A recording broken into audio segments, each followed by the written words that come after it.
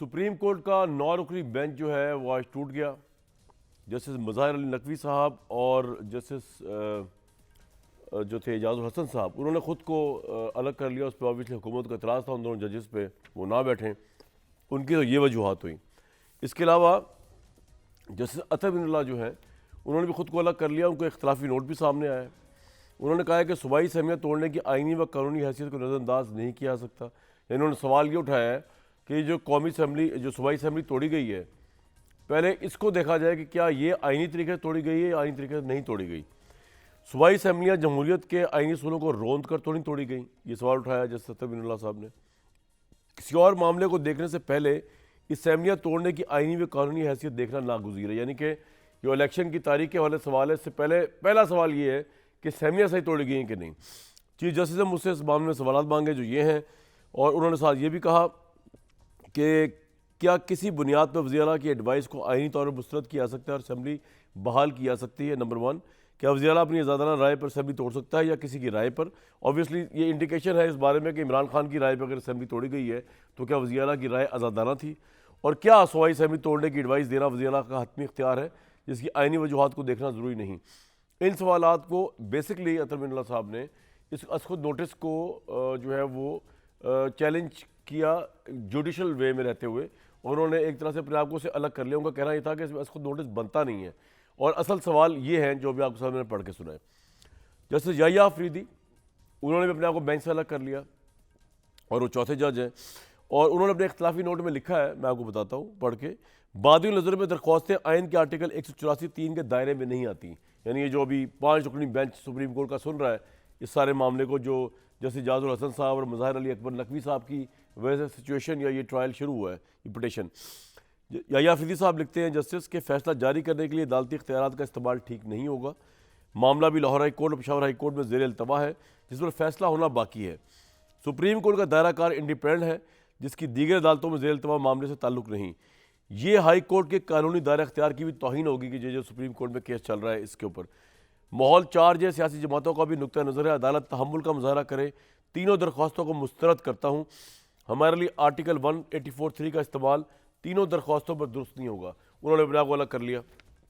इसके अलावा जो 5 रुकनी बेंच जारी है इस मामले को लेकर के अब इलेक्शन कराना किसकी जिम्मेदारी है।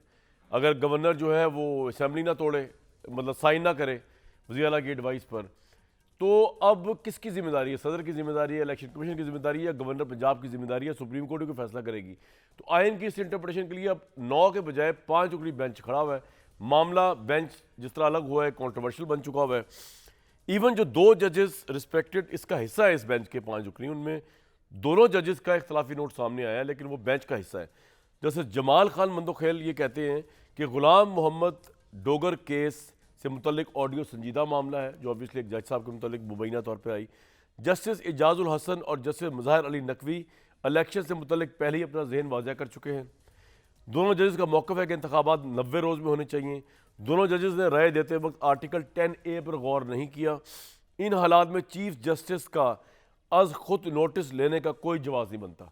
जैसे जमाल मंदोखेल भी इख्तलाफ रखते हैं इस 5 रुकनी बेंच की जो हेयरिंग हो रही है या इसमें जो सवाल उठाया जा रहा है, लेकिन वो बेंच का हिस्सा है, वो बेंच को छोड़ के नहीं गए अतर बिनल्ला साहब और याहिया अफरीदी साहब की तरह। एक और जज साहब जो इस बेंच का हिस्सा है जैसे मंसूर अली शाह, वो भी मौजूद है बेंच में, लेकिन उनका भी इख्तलाफ सामने है। अस खुद नोटिस पर तहफ़्फ़ुज़ात है, लेकिन फिर भी बेंच पर बैठ कर केस सुनूंगा। ऑडियो लीक के बाद अवाम में तनाज़ा खड़ा हुआ। ऑडियो बेंच में मौजूदा एक जज से भी ऑडियो बेंच में मौजूदा जज से भी वाबस्ता है। जज की ऑडियो से मुतालिक अदालत के अंदर और बाहर से भी आवाज़ें उठी। न सुप्रीम कोर्ट ने जवाब दिया, ना ही सुप्रीम जुडिशल काउंसिल की तरफ से जवाब आया। ऐसे जज जिस पर इल्ज़ाम हो उसे बेंच में शामिल करना नामुनासिब है। 2 जज साहिबान वाज़ेह राय दे चुके हैं, इसलिए उनको शामिल ही नहीं होना चाहिए। यह मामला उस वक्त ज़्यादा संगीन हो जाता है जब 2 सीनियर जज साहिबान को बेंच में शामिल ना किया जाए। अदालतें गैर जानिबदारी शफाफियत से ऐसी होनी चाहिए जिस पर कोई उंगली ना उठा सके। ये सिचुएशन है जी आज की।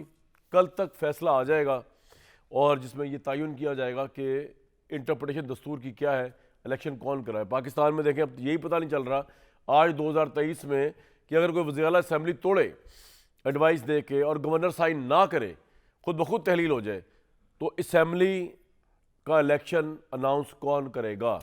मेरे साथ जो लोग मौजूद हैं, पहले आपको बता दूं कि तहरीक इंसाफ में गिरफ्तारियों का सिलसिला जारी है। हमारे पास नंबर भी आ चुका है। लाहौर से PTI के 80 जवान, रहनुमा और कारकुनों ने गिरफ्तारी दी है और तहरीक इंसाफ उनको बड़ी कदर की निगाह से देखती है और उनको सलूट करती है। रावलपिंडी से PTI के 41 रहनुमा और कारकुनों ने गिरफ्तारी दी है, इसको भी बड़ा जो है कदर की निगाह देखा। लेकिन रावलपिंडी के कारकुनों में से ऑब्वियसली बड़े बड़े स्टॉल वॉट्स तो नहीं है, लेकिन बहरहाल कारकुनों ने गिरफ्तारियाँ दी। गुजरावाला से PTI के 70 रहनुमा और कारकुनों ने गिरफ्तारी दी है। सबसे ज़्यादा स्कोर लाहौर से 80 का, और सरगोदा से भी गिरफ्तारियां दी जा रही हैं दर्जनों के हिसाब से। और पेशावर और मुल्तान जो है ना, वो ज़रा पीछे रह गया है। पेशावर वाले मेरे भाई जो है और मुल्तान वाले, उन्होंने ज़रा थोड़ा ज़्यादा ही कोई अक्लमंदी का मुजाहरा कर दिया। उन्होंने से किसी एक ने गिरफ्तारी नहीं दी।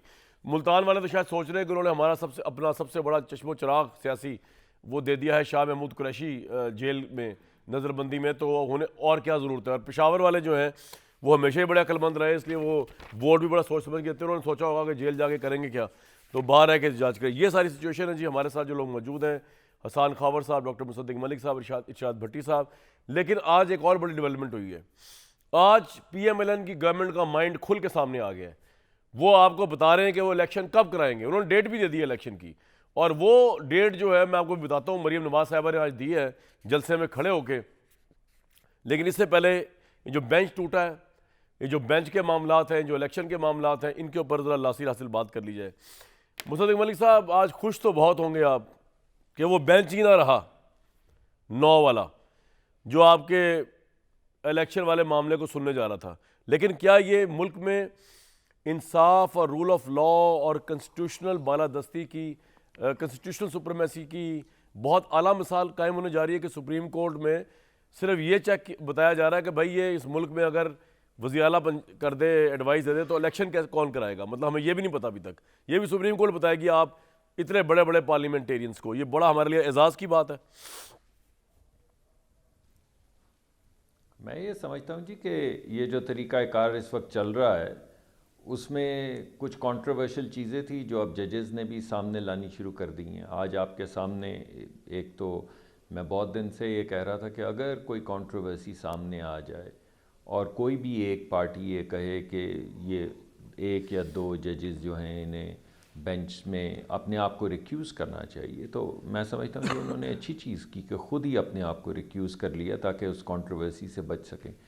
मगर 2 चीज़ें हैं ना जी, एक तो रिक्यूज़ करना है और दूसरा सुप्रीम कोर्ट के ही जजेस का, आपने अभी 4 जजेस का बताया कि उन्होंने रिजर्वेशन का इजहार किया है और उन्होंने कहा है कि गालिबन सुप्रीम कोर्ट को 184(3) में इस मामले को नहीं सुनना चाहिए था, तो ये कंट्रोवर्सी भी सामने आ गई है। तो इससे ऐसा लगता है कि जो मामला चल रहे हैं उसमें कम से कम एक यकसुई नहीं है, सुप्रीम कोर्ट के जजेस में भी यकसुई नहीं है। अगर 9 का बेंच बना था, 2 अलहदा हो गए हैं और 4 ने इख्तलाफी नोट लिख दिया है, तो इससे आपको पता तो चल जाना चाहिए कि आपने 6 जजेस, सुप्रीम कोर्ट के 6 जजेस का नुक्ता नज़र तो आप पहले ही सामने ले आए हैं। तो अगर 6 जजेस 9 के बेंच में एक ख़ास नुक्ता नज़र देते हैं, तो मेरे ख़्याल में उसको थोड़ा सा सोचना चाहिए कि कहीं किसी जगह पे कोई ऐसा झोल है जिसकी वजह से ये तमाम जजेस ये कंट्रोवर्सीज़ उठा रहे हैं। क्या ये मुनासिब था कि पहले ही दिन प्रॉबली फुल कोर्ट बेंच बना दिया जाता, जिसमें अगर किसी को रिक्यूज़ करना था किसी एलिगेशन की वजह से तो वो अपने आप को अलहदा कर लेते। लेकिन जो कंट्रोवर्सी सामने आ रही हैं ये खुशाइंद मुल्क के लिए नहीं है, क्योंकि मैं समझता हूँ कि सुप्रीम कोर्ट या कोई भी और अदालत या कोई भी और जो न्यूट्रल आर्बिटर्स होते हैं, जो जिनको न्यूट्रल आर्बिटर्स नज़र भी आना चाहिए और न्यूट्रल आर्बिटर्स होना भी चाहिए, जब वो कंट्रोवर्शियल होना शुरू हो जाएं और अंदर से भी आवाज़ें हमारा किसी बात पे क्रिटिसाइज करना है ना आपके PDM का, क्योंकि ये मामला ना सुप्रीम कोर्ट में डिवीजन होती, ना सुप्रीम कोर्ट का बेंच टूटता। अगर आप सीधा सीधा अपने गवर्नर को कहते हैं कि जनाब इलेक्शन करवाएं, अब तो प्रेसिडेंट ने भी कह दिया, इसमें आप रखने तो आपने डाले ना सर। कामरान साहब, ये 2 मुख्तलिफ बातें हैं ना। एक बात तो ये है कि हमारी जो सियासी उखाड़ पिछाड़ हो रही है, जो वो भी पोलराइजेशन का शिकार है। जिस तरह हम इस सिस्टम को, जमहूरियत को बिल्कुल तुले हुए हैं ख़त्म करने पे, कि आप ये कहते हैं कि अच्छा मैं ऐसे करता हूँ, मैं असेंबलीज़ ही डिज़ोल्व कर देता हूँ, ताकि ना रहे असम्बली और ना चले जमहूरियत, या दूसरी पार्टी का अगर कोई हमारी तरफ से कोई कहते हैं कि नहीं आपने इसके सदीक अंदर साहब, ये ये तो फला इमरान फला खान का चीज़ बीइंग मुकम्मल अक्सरती नहीं पार्टी की या लीडर हमें राइट है ना असेंबली डिसॉल्व करना, इसमें क्या है? परवेज इलाही जी, ने अपनी मर्जी से मैं तो की है। बिल्कुल उसको जी मैंने तो उस पर बिल्कुल इख्तलाफ नहीं किया। मैं तो आपको ये कह रहा हूँ कि अदालत के अंदर जो कंट्रोवर्सी है उसका तो कोई ताल्लुक नहीं है इस बात से। अदालत का काम एक ख़ास किस्म का काम होता है, और आपने देखा है कि 9 का बेंच जो सुप्रीम कोर्ट के चीफ जस्टिस ने बनाया, उसमें से 4 जजेस ने तो इख्तलाफी नोट दे दिया और 2 जजेस जो हैं उन्होंने रिक्यूज़ कर दिया। इसका मतलब है कि कुछ प्रोसेस में गड़बड़ है ना, कुछ जुडिशल प्रोसेस के अंदर जो कुछ इस लेकिन मुल्क सदीक में साहब, हो ये रहा 5 है, रुकनी जब उसको बेंच अगर जुडिशरी फैसला कर दे कल, एडजुडिकेट करने की अगर कोशिश ये 5 करती रुकनी है। बेंच फैसला कर दे, इन तमाम तर प्रॉब्लम्स के बावजूद, इन तमाम तर कंट्रोवर्सीज के बावजूद, इस तमाम तर बात के बावजूद कि बेंच टूट गया है, अगर वो फैसला कर दें कि जनाब गवर्नर या सदर या जो भी है 90 डेज के अंदर इलेक्शन अनाउंस करने का पाबंद है, फिर आप कौन सा किस जगह जाएंगे? मतलब इससे बड़ी अदालत और क्या हो सकती है? फिर तो आपको मरते क्या ना करते वाला हिसाब इलेक्शन करवाना ही पड़ेगा ना, भाग तो नहीं सकते आप हमेशा के लिए इलेक्शन से। वो तो सारी बातें आपकी जो हैं वो एक तरफ सही हैं। मैं तो आपसे ये कह रहा हूँ कि ये बात तो अब रहेगी ना कि वो जजमेंट या वो अदालत का एक बेंच जिसमें से 4 जजेस ने इख्तलाफी नोट लिखा है और 2 ने रिक्यूज़ किया है, ये फ़ैसला वहाँ से आ रहा है, तो वो कंट्रोवर्सी तो एक खड़ी हो गई ना, जिससे आपको पता चलना चाहिए कि जो प्रोसेस है उसके अंदर भी कोई झोल है। यानी ये कब हुआ है ऐसे कि आप सुप्रीम कोर्ट का एक बेंच बने और बेंच के अंदर मौजूद जो 4 जजेस हैं वो अपने आप को 2 अलहदा कर लें और 2 तो सर इख्तलाफी आप नोट इससे क्या लिखने के बाद इंटरप्रिटेशन ले रहे बोलें हैं? अच्छा मरियम ठीक नवाज है हम साहिबा के बेंच में केस में कई बांटते दफा हैं। बेंच टूटता था, आप इससे क्या इंटरप्रिटेशन ले रहे हैं? ये एक प्रोसेस है, कुछ 2 लोगों को, देखिए, पहले मैं आप इसे लोगों को इतराज था मज़ार नहीं नकवी नहीं साहब ऐसा पे नहीं। और एजाजुल हसन साहब पे, अब वो अलग हो गए तो उसको आप इस तरह हाईलाइट कर रहे हैं कि जी बेंच टूट गया। 2 को और इख्तलाफ थे, वो अलग नहीं हो गए, मैंने तो नहीं चले किया, 5 रुकनी नहीं बेंच का नहीं फैसला तो नहीं आएगा ना मैंने कल। नहीं कहा। जी नहीं नहीं कामरान साहब, पहली बात तो ये है कि ये तो आपने अपने इब्तदाइये में कहा है, मैं तो नहीं कहा ये। आपने हर एक का इख्तलाफी नोट पढ़ के जी, मैंने पढ़ के सुनाया है और सुनाया है। आपने बताया है आवाम को। जी, और आवाम को उस पता चला है कि वो बेंच के अंदर बैठे हुए लोग कह रहे हैं कि ये शायद अदालत को इसमें इंटरवीन नहीं करना चाहिए था, शायद ये तरीक़ाकार जो इख्तियार किया गया है वो मुनासिब नहीं है। ये सियासी किसी सियासी सर जमात मैं की ये तरफ कह रहा हूँ से उसके बात आए तो बावजूद एक आज बात, 5 मगर रुकनी बेंच सुप्रीम समाप्त कोर्ट तो के कर रहा है ना सर। ये तो नहीं हुआ कि इन 2 इख्तलाफी जजेस की मौजूदगी में चीफ जस्टिस ने कहा कि जब समाप्त हो ही नहीं सकती, ये केस खत्म है, तो फैसला आना है कल। मैं उससे आगे की बात कर रहा हूँ, आप मुझे पता है जो आप बात फरमा रहे हैं, मैं उससे आगे की बात कर रहा हूँ। हसान भाई, बहुत अरसे बाद आप आए, खुदा का शुक्र है, आपको मैं देख रहा हूँ विदाउट गिरफ्तारी, ना हथकड़ियाँ लगी हुई हैं ना आप गिरफ्तार हैं, ये बड़ी खुशी की बात है। एक अजीब तासुर है तहरीक इंसाफ के बारे में, जहाँ जहाँ आप गए मेरे भाई, आपने वहाँ पे ना बंटवारे, लड़ाइयाँ और तकसीम करा दी। फौज के इदारे में आपने पूरी कोशिश की, जो तासुर आपके मुतल्लिक जब जनरल फैज साहब भी थे, बाजवा साहब भी थे, तकसीम कराने की। अदालतों में आपने तकसीमें करा दी। 2 जजेस जो हैं वो आपकी वजह से जो है वो हुकूमत जो है उन पर चढ़ दौड़ी है, वो 2 आज खुद ही अपने आप को उन्होंने रिक्यूज़ कर लिया। तो जहाँ आप PMLQ से अटैच हुए, आपने भाइयों की लड़ाई करा दी आपस में। तो वैसे ये चले, ये तो एक वैसी मजाक में बात होगी, लेकिन ये फैक्चुअल भी है। अब आप इस हेयरिंग से क्या निकालना चाह रहे हैं, जबकि जिसमें बेंच टूट चुका, इख्तलाफी नोट आ चुके, क्या निकालना चाह रहे हैं इस हेयरिंग से आप? अच्छा देखें कामरान साहब, सदीक बात साहब, ये आपको मेरी आवाज़ कि आ रही होगी, मैं अगर दोबारा आता हूँ किसी आपके पास, पहले मैं हावर साहब से बात कर लूँ। जी अगर किसी पार्टी को किसी बेंच के ऊपर, किसी फाजिल जज के ऊपर एतराज़ हो, तो ये तो कानूनी हक है। लेकिन पहली बात जो मेरे ख्याल में बहुत बदकिस्मती थी, जिस तरह से उस एतराज़ का इजहार किया गया, जलसों में फाजिल जजों की तस्वीरें दिखाई गई, उनके बारे में नारेबाजी हुई, मजमूम कैंपेन हुई, ये एक मैं समझता हूँ बड़ी बदकिस्मती है, और मेरे तो ख्याल में इस पर भी कानूनी चाराजोई होनी चाहिए। लेकिन मैं समझता हूँ जजों के हवाले से ये बड़ा अच्छा फ़ैसला था कि उन्होंने कहा कि जी अगर हमारे पे एतराज़ है तो हम अपने आप को इससे अलग कर देते हैं। तो मेरे ख्याल में ये एक अच्छा आउटकम उसमें से निकल आया है, क्योंकि उस बेंच के ऊपर जिस जज के ऊपर नून लीग को एतराज़ था, वो जज अब उस बेंच का लेकिन हसान साहब एक बात बताए ना, दूसरी अतर बात बिरुल्ला ये है- साहब या अफरीदी साहब, ये तमाम जजेस जो हैं, इनकी बात बड़ी वजनदार है। वो कह रहे हैं कि ये देखना पड़ेगा कि पंजाब असेंबली जो तोड़ी गई है, KP की असेंबली, ये किसी के हुक्म पे तोड़ी गई है या आज़ादी इजहार राय से तोड़ी है। आपको जानते हैं सुप्रीम कोर्ट का फैसला इससे पहले आ चुका है कि पार्लिमानी लीडर जो है वो फैसला करता है, ना कि पार्टी हेड। और इमरान खान तो वैसे किसी और पार्टी के हेड हैं। तो अगर ये परवेज़ इलाही ने भी अपने उनके बयानात के तराजुर में मजबूरन फैसला किया है, इंडिपेंडेंट विल से नहीं किया, आपके MPs को भी फोर्स किया इमरान खान ने, तो फिर इमरान खान को हम ये तो कह सकते हैं इमरान खान साहब को कि वो वन मैन शो है, ही इज़ अ डिक्टेटर, जिन्होंने डिक्टेट किया। लेकिन अगर ये आईनी सवाल उठ जाए कि जी असेंबली टूटी आईनी तरीके से नहीं गई, और जो कि पेंडिंग भी है सूबाई हाई कोर्ट में ये पिटीशन जो है, फिर तो सर मामला जो है वो बड़ा अजीब-ओ-गरीब हो जाएगा, आपके खिलाफ चला जाएगा। देखें, मैं आपको पहले मैं आपको एक बात बताऊं, ये बिल्कुल उन्होंने अपने इख्तलाफी नोट में लिखा है। इख्तलाफी नोट वो होता है जो कि बाइंडिंग नहीं होता। लेकिन आपको पता है कि सियासी जमातें जो हैं वो कैसे चलती हैं, ये बिल्कुल डिक्टेटरशिप नहीं है। लेकिन इमरान खान हमारे लीडर हैं, इसमें भी कोई शक नहीं है। और आपको याद है कि जो दूसरी साइड पर लोग बैठे हैं, पूरी काबीना को लेके लंदन जाकर 3-3 दिन वहाँ पे डेरे लगाकर फैसले तो वहाँ से होते रहे हैं। ये तो एक कानूनी आईनी तरीके से असेंबली टूटी है। लेकिन मैं जो आपसे बात करने लगा हूँ कामरान, को पता क्या है, बात यह है कि ये इस वक्त कोई आईनी मसला नहीं है। देखिए, हम जो मर्जी आईनी और कानूनी मुशगाफियों की बात कर लें, बात यह है कि असेंबली टूट गई है और हुकूमत इलेक्शन से भाग रही है। इलेक्शन वो नहीं करवाना चाह रहे। ये तो मैं आपसे एग्री करता हूँ कि इलेक्शन से भाग रहे हैं ये लोग, दूसरी चीज के पीछे छुपते हैं। ये बात है ना? बिल्कुल। अच्छा, अब अभी राजलपुर में आप जीत गए, के अंदर भी जब ये केस आर्ग्यू हुआ, हाँ जी, 35,000 वोट शिकस्त, यही वजह है ना, इसीलिए भाग रहे हैं। अच्छा, अब और जो कुछ हुआ है वहाँ पे और जो निगरान हुकूमतें कर रही, खैर उस पर बाद में आते हैं। अच्छा, अब मैं आपको बताऊं कि मैं हाई कोर्ट में भी मौजूद था, आज मैं सारा दिन सुप्रीम कोर्ट में भी था। अच्छा, माशाल्लाह। मैं आपको मज़े की बात बताऊं कि हाई कोर्ट के अंदर भी किसी ने ये आर्ग्यू नहीं किया कि जी 90 दिन में इंतखाबात नहीं होने चाहिए। उसकी वजह यह है कि आइन इतना वाज़ेह है, वहाँ पे ग्राउंड्स हाई कोर्ट में और ली गई कि गवर्नर साहब ने कहा कि जी क्योंकि मैंने नहीं तोड़ी तो मैं ये आर्टिकल 105 जो है मैं एक्सरसाइज नहीं कर सकता। इस तरह की चीज़ें थी। बहरहाल उस पर लाहौर हाई कोर्ट का फ़ैसला आ गया। वो जो फ़ैसला था वो इलेक्शन कमीशन ने उसकी तामील ना की, बल्कि इंटरा कोर्ट अपील में चले गए और नज़र आ रहा था कि तारीख़ों पे तारीखें डाली जा रही हैं कि किसी तरह टाइम गुजारा जाए।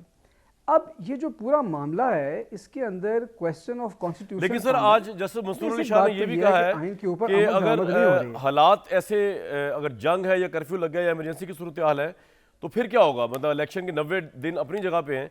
उनके कहने का मतलब था कि इस सवाल को भी एड्रेस किया जाए कि अगर हालात जो हैं वो ऐसे ना हो कि इलेक्शन फौरी के तौर पर कराया जाए। तो मैं आपसे एक सवाल पूछता हूँ सर, एक ओपन एंडेड क्वेश्चन। ये तो आप सही बता रहे हैं जो फरमा रहे हैं हसन साहब, सारी बातें आपकी सही हैं, ये भाग भी रहे हैं, ये भी कर रहे हैं, वो भी कर रहे हैं, लेकिन आप इस मुल्क के हालात देखें। इमरान खान की ख्वाहिश को एक लम्हे के लिए एक साइड पर रख दें, उनकी जो भी ख्वाहिश हो, मुझे तो उससे कोई गर्ज ही नहीं है। मेरे लिए तो पाकिस्तान ज़्यादा मोस्ट इंपॉर्टेंट है। ना मुझे नून लीग से कोई गर्ज है, ना पीपल्स पार्टी से कोई गर्ज है। पाकिस्तान का रुआ जो है अंडर डेट है, और इसको डेट लाने में इन लोगों के 35 साल के साथ आपके 4 साल भी एडेड है। आप लोगों ने डेट से निकाला नहीं है।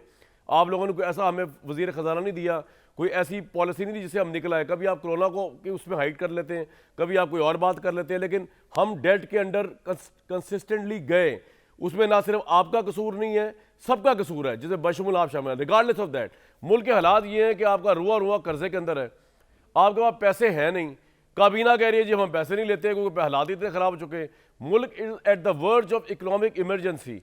आप मुझे बताएं, इमरान खान की ख्वाहिश को निकाल के ये मुल्क मुतहमिल हो सकता है कि एक साल के अंदर, बल्कि लेस देन 7-8 मंथ्स के अंदर अरबों रुपए के 2 इलेक्शन करवाएं, जबकि यही काम अक्टूबर-नवंबर में इकट्ठे हो सकता है। इसका मुझे जवाब दें पार्टी एफिलिएशन से ऊपर जाके, पैसों को और पाकिस्तान की प्रिकेरियस इकोनॉमिक सिचुएशन को ज़हन में रख के।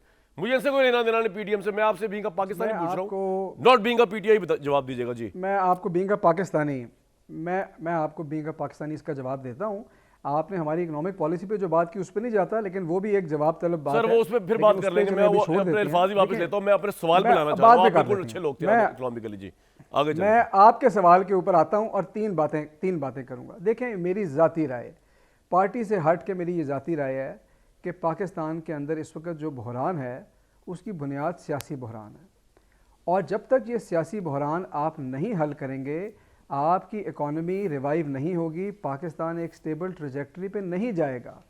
ये एक नेसेसरी कंडीशन है, सफिशेंट हो या ना हो, ये ज़रूरी है आपके लिए कि एक ऐसी हुकूमत हो जो अगले 5 साल के लिए मौजूद हो। एक पॉइंट ये हो गया, दूसरा पॉइंट बताएं सर। मुश्किल काम कर सके। दूसरा पॉइंट सर।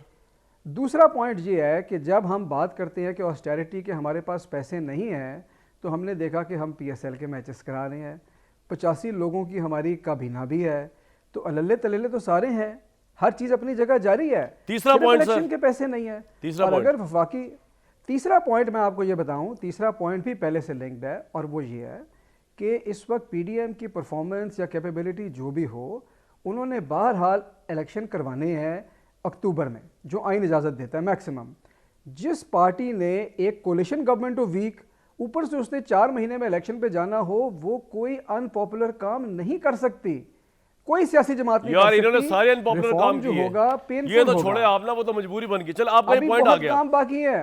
सियासी बहरान। मैं जा रहा हूं भट्टी साहब की तरफ, लेकिन एक मैं- बात जरा गौर कीजिएगा, सियासी बहरान के अंदर इनका रोल तो होगा, इनकी गवर्नमेंट की पूरी परफॉर्मेंस का भी, और ये कि ये थोड़े टाइम के लिए आए हुए लीडरशिप के बहरान। लेकिन इमरान खान ने भी कोई कसर नहीं छोड़ी। अल्हम्दुलिल्लाह उन पे हादसा होने से पहले उन्होंने क्या कुछ नहीं किया इस मुल्क की इकॉनमी को डिस्टेबलाइज करने के लिए। जब से वो निकाले गए, वो चुप करके नहीं बैठे एक मिनट भी, और उस पर बड़ा मैं इसका फख्र जवाब करते आपको दूंगा। और आपका जब बड़ा आप मुझे तुरा बारी इम्तियाज देंगे, है। मैं इसका यानी जवाब जेल देना भरो चाहूंगा। तहरीक हो जाए या आपके लॉन्ग मार्चेस हो जाए, या आप हल्फिया बयान ले रहे थे अफवाज पाकिस्तान के खिलाफ, वो मुल्क की स्टेबिलिटी के लिए काम नहीं कर रहे थे। मुल्क की फौज को गालियां देना, आने वाले मैं आर्मी चीफ के आपको लिए। इसका सर जवाब आप देना जवाब आगे चाहूंगा। देंगे, आप जवाब आगे देंगे। जनरल सईद आसिम मुनीर की राह में जितने रोड़े आपने अटकाए हैं, वो कौन सी स्टेबिलिटी की बात थी? भट्टी साहब नहीं, मेरा अब आपसे आप मेरे जवाब सर के मैं बाद सवाल आता हूं आपके पूछ रहे पास, हैं आ ना। रहा हूं हसन भाई, आपको ये जवाब दिए बगैर आज प्रोग्राम खत्म नहीं होगा इंशाल्लाह, अगर अल्लाह ने जिंदगी दी। भट्टी साहब मुझे सिर्फ ये फरमा दीजिए कि ये एक दो सवाल के पहलू हैं मेरे, आपकी मर्जी है जिसका पहले जवाब दे दें। एक तो यार ये क्या शोमई किस्मत है कि 3 हरफ है हमारी उसके ऊपर बसीरत, सियासी बसीरत के ऊपर हम सब की, कि हमें यही नहीं पता कि इलेक्शन कौन कराएगा, और इसके लिए हम बच्चों की तरह दरवाजा खटखटा रहे हैं सुप्रीम कोर्ट का, और वहाँ पे जो हालात आपके सामने हुए हैं उस पर भी रायज़नी कर दीजिए। और दूसरा ये कि आप और मैं एग्री करते हैं पीडीएम तो है ही निकम्मी, हमने पहले कहा पीटीआई भी निकम्मी थी जब सारे, लेकिन इस मुल्क के इक़्तिसादी हालात देखते हुए ये कोई जिद है कि सूबाई असम्बली के इलेक्शन अलग होंगे, कौमी असम्बली के अलग होंगे, और अरबों रुपया पहले उस पर भी खर्च होगा, क्या एक टाइम में इलेक्शन नहीं हो सकते सर? देखिए कामरान भाई, पहली बात तो ये कि मैं मुसद्दक मलिक साहब से मुत्तफ़िक हूँ कि फुल बेंच बन जाने में कोई हर्ज नहीं। मामला बड़ा संजीदा है और मुल्क की इससे पूरी सियासत का तयन होना है। अच्छी बात है 2 जजेस ने ख़ुद को अलहदा किया, और इसमें भी कोई शक नहीं कि अगर 2 जजेस जो सीनियर जजेस हैं वो भी बेंच में शामिल हो जाएं तो कोई हर्ज नहीं। वैसे तो अब 15 मेरे ख्याल से सुप्रीम कोर्ट के जजेस हैं, 2 इनको एतराज़ है, तो फुल बेंच बाकी 13 ही रह गया, तो बन जाने में कोई हर्ज नहीं। दूसरी बात यह है कि मैं ये भी मुत्तफ़िक हो जाता हूँ मुसद्दक मलिक साहब से कि ये अदलिया को इंटरवीन नहीं करना चाहिए, लेकिन फिर करें क्या? मुझे एक सिंपल सी बात बताएं, एक सादा सी बात है। ये आपकी बात में 100% मैं एग्री करता हूँ कि अगर इलेक्शन एक वक्त में होते, इमरान खान कौमी असम्बली से ना निकलते, दोनों सूबाई असम्बलियाँ ना तोड़ते, बैठ जाते और सिर्फ ये कहते कि मुझे हटा दिया है तो आप डिलीवर करके दिखाएं, तो फिर भी यही सूरत हाल होनी थी जो आज की सूरत हाल है। और मैं इस बात से भी कई मरतबा बात कर चुका हूँ कि इशू आज मरियम नवाज साहबा ने भी कहा है, लेवल प्लेइंग फील्ड है, और इनका गैर मकबूलियत यानी दोनों हाथ खाली, परफॉर्मेंस वाला भी और बयानिया वाला भी। और राजनपुर ने एक मरतबा फिर साबित किया कि 11 उम्मीदवार थे, जीती पीटीआई, 10 के सारे वोट इकट्ठे करें तो पीटीआई के वोट ज़्यादा हैं। तो ये तो एक क्लियर बात है।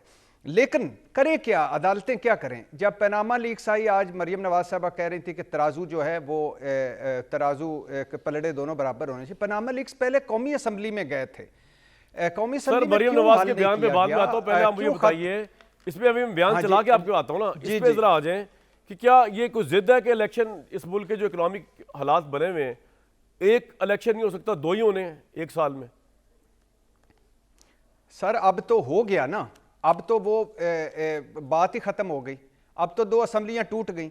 लेकिन आप इसका मजाक देखें हमारे मुल्क में कि असम्बलियाँ तोड़ने पर एतराज़ है, गवर्नर के किरदार पर एतराज़, इलेक्शन कमीशन किरदार पर एतराज़, पीडीएम किरदार पर एतराज़, लाहौर हाई कोर्ट फैसले पर एतराज़, सदर के 2 ख़तों पर एतराज़, इलेक्शन कमीशन के दोनों जवाबों पर एतराज़, सदर की डेट दें उस पर एतराज़, सदर कहें मुशावरत के लिए इलेक्शन कमीशन आए उस पर एतराज़, सदर की तारीख देने पर एतराज़, लार्जर बेंच पर एतराज़, 2 जजेस बेंच में शामिल ना हो एतराज़, 2 जजेस शामिल हो जाएं एतराज़, वजारत दिफा के जवाब पर एतराज़, वजारत इसलिए आई खजाना थिंक के जवाब पर एतराज़। अदालतों को सियासी मतलब मामलात में पढ़ना ही नहीं चाहिए मेरा ख्याल से, मेरी सर जाती राय है। क्यों मसलन नहीं, कामरान भाई मेरी भी यही राय है, मगर क्या करें अदालतें, ये मैंने इतना बताया है ना क्या करें अदालतें? चुप करके बैठ जाएं? मिसाल के तौर पे खैबर पख्तूनख्वा असम्बली की स्पीकर की पटिशन वहाँ पड़ी हुई है, पंजाब स्पीकर की पटिशन वहाँ पड़ी हुई है, इस्लामाबाद बार की पटिशन वहाँ पड़ी हुई है, लाहौर हाई कोर्ट का फैसला आ गया है। अच्छा, इसके बाद इलेक्शन कमीशन डेट नहीं दे रहा, गवर्नर सदर ने वैसे भट्टी साहब एक बात गवर्नर बताएं, डेट नहीं दे रहा। इमरान खान जो थे, जो हैं अल्हम्दुलिल्लाह, उनको क्या मजा आया पंजाब असेंबली तोड़ के या केपी की असेंबली तोड़ के? मतलब या एक नज़रिया तो ये है कि बहुत बड़े इंकलाबी हैं वो, और उन्होंने इनको मजबूर करने के लिए कौमी असेंबली की इलेक्शन का दाव खेला, अपनी पावर लूज कर दी है। ये वजह है, या आपके ख्याल में ये वजह हो सकती है कि परवेज़ इलाही को वो इसलिए सीएम उनको पसंद नहीं आ रहे थे, वो चाहते थे पावर उनकी पार्टी की हो, इलेक्शन हो, वो फुल स्ट्रेंथ से आए? आपके ख्याल में क्या वजह हुई कि वो इतने बेसब्रे वो तबीयतन है, मजाजन है, या स्ट्रेटजी थी उनकी कि जी उनको मजबूर करना है कौमी असेंबली के इलेक्शन के लिए, इसलिए अपनी पावर बनी बनाई पावर पे उन्होंने 3 हर्फ भेजे और बाहर आ गए? वो तो सादा सी बात है, सिंपल बात है, माई वे और हाई वे। मतलब इमरान खान साहब का वज़ीर आज़म बनना चाहिए उनको। ये इलादा बात है कि पीडीएम ने 10.25 महीनों में हर दिन हमें ये याद दिलाया कि उनकी हुकूमत बेहतर थी, लेकिन ये कोई जमहूरियत तो ना हुई ना कि आप अब साढ़े 10 महीनों से इस मुल्क का मैंने कहा 75 साल तारीख में पहली दफ़ा हम 4 बुरानों को एट ए टाइम भुगत रहे हैं। पहला बुरहान है दहशतगर्दी, दूसरा है मुआशी बुरहान, तीसरा है सियासी अदम इस्तेकाम, चौथा है आइनी बुरहान। अब इससे क्या करें अदालतें, क्या करें हम लोग जो 24 करोड़, क्या करें हम, किस तरफ जाएं, हमारे मसाइल क्या हैं, हम जाएं किस तरफ? आपने देखा कि हमने इमरान खान साहब को रोका, हमारे पास 2 इदारे रह गए, एक है अदलिया और एक है फौज। इमरान खान साहब ने, मैंने उनको कई मरतबा कहा कि खुदा के लिए आप तनकीद करें, मगर मेरी फौज मीर जाफर मीर तो सादिक आगे से वो क्या कहते हैं जब आपने रोका कि फौज गद्दार ना कहे, तो क्या कहते हैं आगे से? वो कहते हैं ये जो सामने आ रही हैं चीजें ये देख लें। मैंने कहा कि ये आप जो 2018 की सामने आ रही हैं वो क्यों नहीं आप देखते? हाँ, 2022 की जो सामने आ रही हैं वो ही क्यों? Very well sir Bhatia, I am proud of you. बिल्कुल, मैं कहता हूं इसी नंबर 1 नंबर 2 मैंने कहा कि ब्रेक ले लूं। जी बताएं नंबर 2। एक दो जुमले। नंबर 1 नंबर 2 ये अदलिया आखिरी रिलीफ गए नवाज शरीफ साहब से इरशाद भट्टी तक और इमरान खान साहब से फिर इरशाद भट्टी तक यही रिलीफ मिलेगा और ये आखिरी है। इस पे भी खुदा के लिए इस पर भी तर्स खाएं। लेकिन आप देखें, एक तरफ वो थे इमरान खान साहब, दूसरी तरफ राना सनाउल्लाह साहब ने प्रेस कॉन्फ्रेंस की और जज साहब की ऑडियो चला दी, ना फोरेंसिक, ना ट्रायल, ना मुकदमा, ना नतीजा। बिल्कुल ठीक है। मरियम नवाज साहब ने मैं कहता हूं जी एक ब्रेक लेता हूं में पहली दफा जजेस की तस्वीरें तीनों हजरात ने कहीं जाना नहीं है, बस मैं आ रहा हूं, बस ब्रेक लेके पानी शानी पी के आता हूं। आप लोग यहीं बैठ के मेरा इंतजार करें। और आने के बाद मसला ये है कि मरियम नवाज साहब जिस तरह आज धाड़ी हैं और इमरान खान को ललकारा है और उन्होंने बताया कि इलेक्शन कब होगा, उस हिसाब से अगर इलेक्शन होगा तो फिर तो पता नहीं कभी होगा भी कि नहीं होगा। इस पे बात करते हैं ब्रेक के बाद।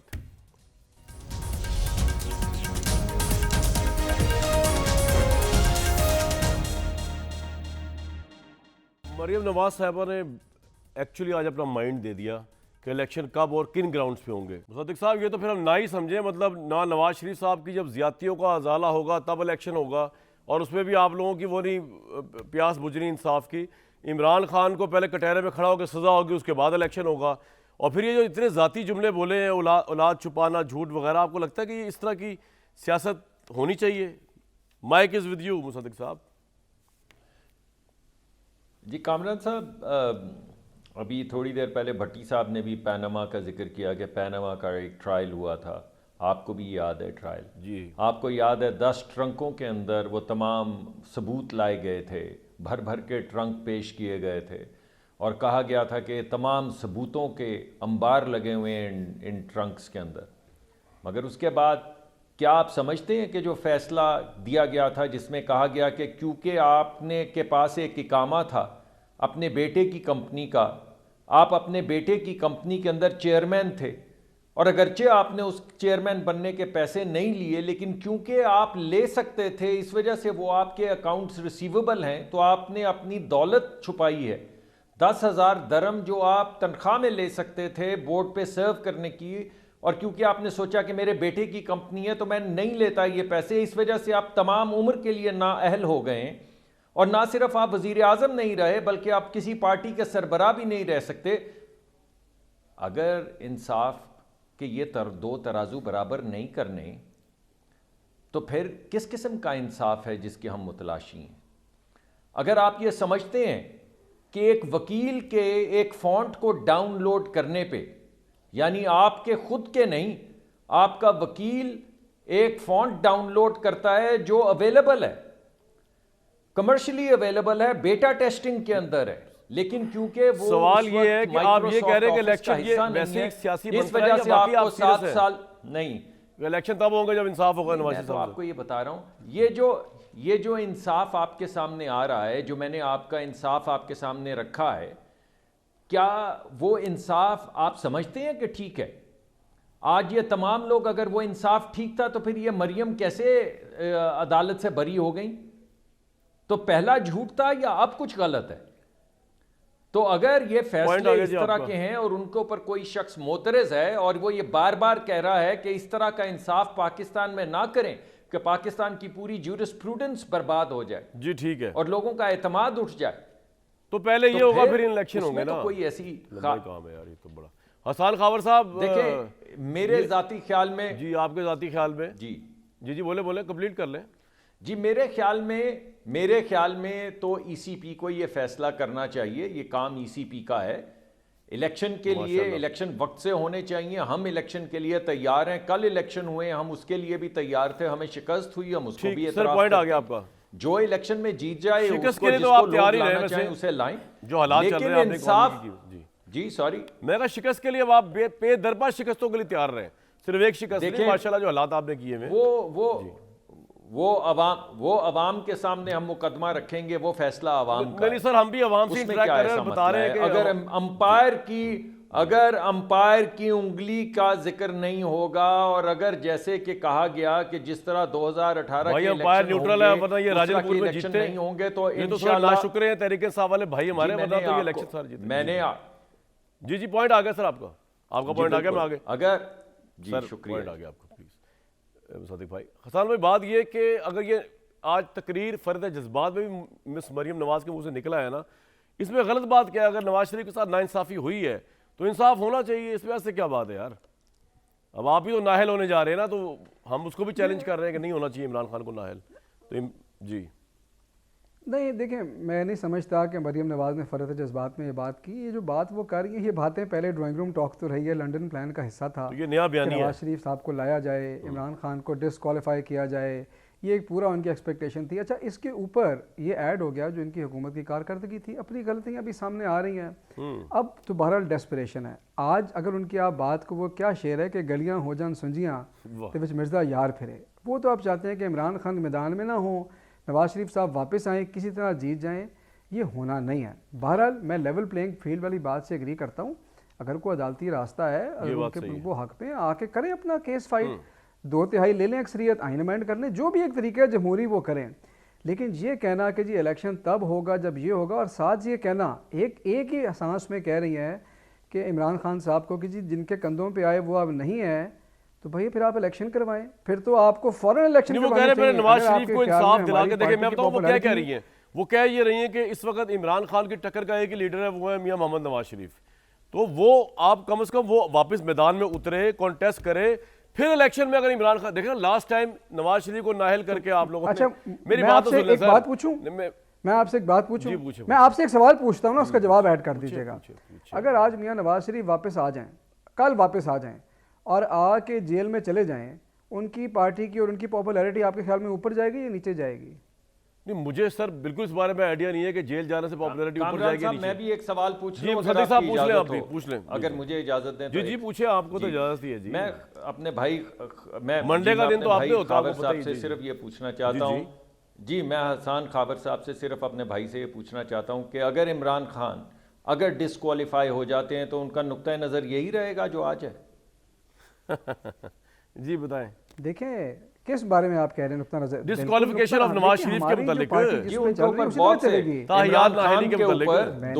इमरान खान साहब के ऊपर मैंने तो आपको मुसद्दिक भाई, मैंने तो आपको अपना नुक्ता नज़र ये दिया है कि अगर कोई कानूनी रास्ता निकलता है बिल्कुल आए, इलेक्शन में पार्टिसिपेट करें, लड़ें। मैंने तो आपसे नहीं कहा कि जी बिल्कुल नवाज शरीफ को माइनस कर दें। अगर आप समझते हैं कोई रास्ता है तो करें, ऊपर से तो हुकूमत भी आपकी है, बैठे भी आप लोग ही हैं। नहीं, मेरा जो आप कर सकते हैं कर लें। क्विकली मुसद्दिक साहब लास्ट टाइम आप सवाल पूछो, उसके बाद मैंने भट्टी साहब को बजाना जी। मैं कुछ और मैं सवाल तो बड़ा सिंपल नहीं, पूछ रहा हूँ कि अगर इमरान खान साहब को सजा दी जाती है, मैं मफरूजे के तौर पे कह रहा हूँ, और वो हमेशा के लिए डिस्क्वालीफाई कर दिए जाते हैं, तो how और would उनकी हसन अपील खावर और नामंजूर PTI would कर feel? दी जाती है, तो That's the आप question.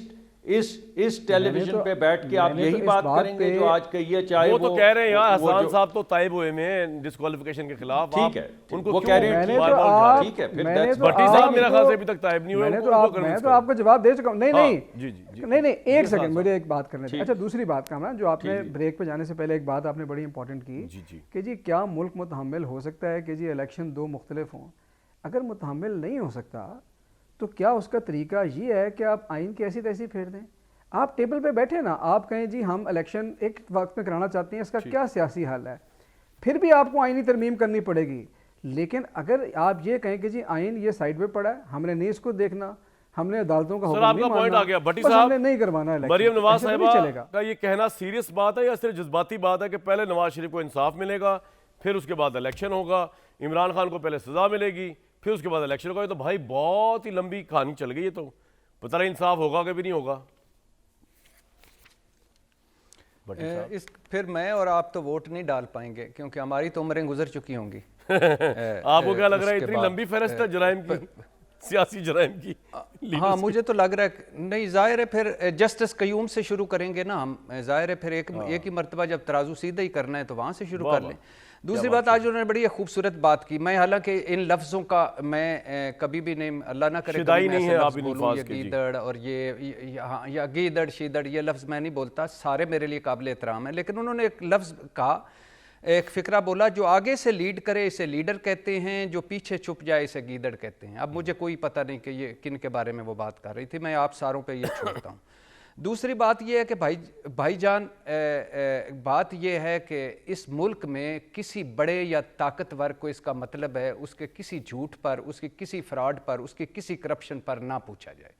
तो एक कानून पास करें, उसके बाद ग्रेड 16 से ऊपर सारे जो हैं सियासतदान, ब्यूरोक्रेट, सब के सब, उनको ना पूछा जाए। अब नवाज शरीफ साहब ने मुझे कहा था कि मेरे साथ खिताब करते हुए कहा था कि मुझ पर क्या, मेरे बच्चों पर भी एतराज़ आया तो, या कुछ चीज़ आई तो मैं घर चला जाऊंगा। फिर पार्लियामेंट में तकरीर उन्होंने की जो झूठ साबित हुई। सर वो आपका फिर पॉइंट आ गया टीवी लंबा। इंटरव्यू अच्छा मुझे एक सारे सवाल बताएं, बच्चों ने दिए। आउट ऑफ बॉक्स क्वेश्चन है। नहीं कोई लंबा नहीं मेरा सवाल लंबा नहीं भाई, लंबा नहीं। जो मैं लंबा नहीं करना चाहता, मैं लंबा करूंगा नहीं कि मुझे क्या जरूरत है करने की, मैं क्यों करूंगा। चलें। टीवी इंटरव्यू सारे बच्चों ने वो मुतजाद दिए, झूठ दिए, सुप्रीम कोर्ट जालसाजी, कतरी खट, ट्रस्ट डीड, कैलबरी फाउंड, छोड़ दीजिए इन सारे चीज़ों को।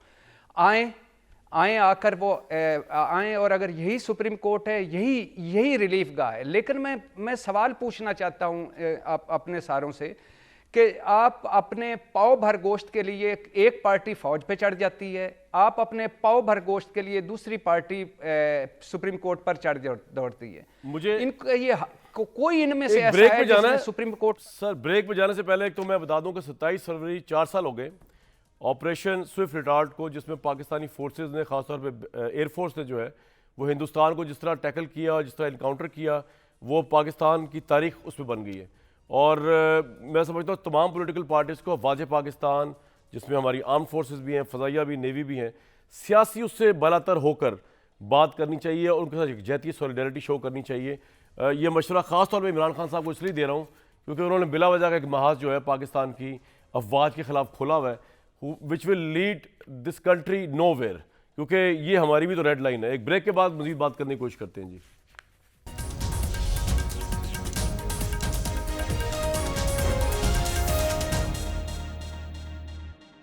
कल तक इंशाल्लाह सुप्रीम कोर्ट फैसला कर देगी कि इलेक्शन की तारीख किसने देनी है, और उसके बाद हमें भी चल जाएगा पता कि किसने देनी है।